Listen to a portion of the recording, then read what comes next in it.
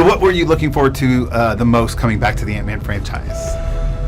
Coming back the second time on Ant-Man and the Wasp, I was looking forward to putting on the suit.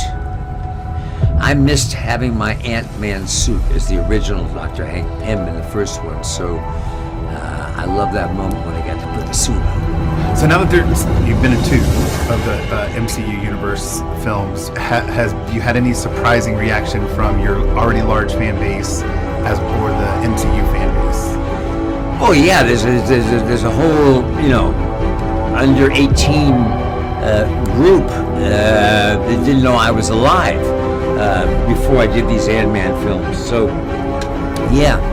I think the best one I always get is, I'm talking to someone and I'll get a little tug and I'll look down and this little 5-year-old said, "Aren't you Hank Pym?" I'm thinking, yes, thank you. Yeah, Dr. Pym. Okay. When you get old enough, watch Wall Street. Yeah, right. Tell us about Hank's new lab and the practical set that was built and if that affected your portrayal. Well, I thought the Pym laboratories from the first Ant-Man were pretty spectacular. But as we have designed and built this incredible ship to go into the quantum realm and the lab that I have, it gave me a sense of just how successful I've been throughout my career. What layer of all the dimensions that go into Hank Pym, father, scientist, superhero, what's your favorite part to play? Well, I love being haunted by the loss of my wife. And I think this is one of the wonderful moments in the Ant-Man and the Wasp that as much pride as and even hubris that Dr. Pym has, there's this pang that's built about the loss of Janet. I find it a melancholy moment that helps make it more real. Okay, and for my last question for theatrical, what do you hope audiences walk out of the theater? I mean, the beauty for me in the Marvel world is that Ant-Man and the Wasp really got a lot of laughs. And I just think, and also because it appeals to all age groups, and at a time in our world which was so divisive, our planet seems to be so divisive, to see movies like this that brings the world together is one of the real magics of living. So how does it feel to be a part of the Marvel Cinematic Universe for the first time? It's amazing. I'm still pinching myself.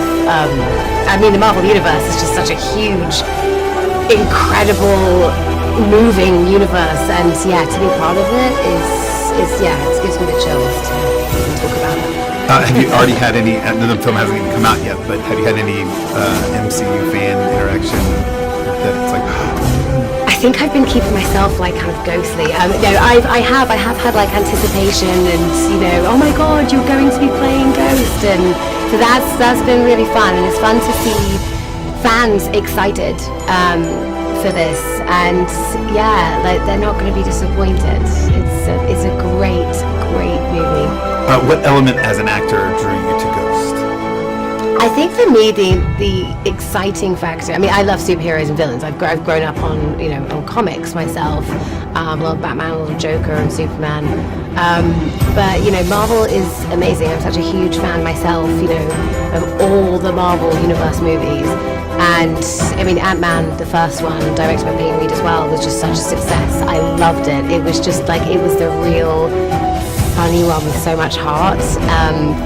And to be asked to join, Ant-Man and the Wasp, female title in the world, which is really badass as well, which is great. I was like, okay, this is amazing, and to be able to take a male original comic book character and be the first person to take that character off the page and give it life, that was so exciting, and to have freedom to go with it and go anywhere with it was, it's an actor's dream. And you mentioned Peyton Reed. Since you had familiarity to work with the first film, we're excited to work with Peyton. I was so excited to work with him.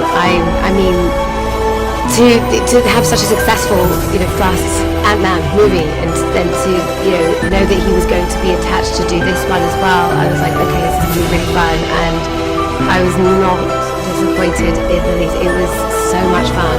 Him and Paul together were just very hilarious. Like, there was a lot of laughter on set, and also, Peyton as director, he really has the ability to capture the action, the high octane drama, the stakes, but then also the heart and the comedy and the lightness of the movie as well. It was amazing. I felt really at ease and part of the family and open, welcomed with open arms to this film. Great. So what do you, since you've seen the film, and for the last question for theatrical, what do you think audiences are going to be walking out talking about? What do you think they're going to walk out feeling? I think the first feeling will be, I think that will be the first feeling of walking out. I think definitely there's a lot to talk about after this film. I think there's going to be, maybe confused feelings, juxtaposing feelings as well with maybe my character, and also I think they're just going to come away from it really just, I think maybe with their stomachs hurting from laughing so much, feeling satisfied.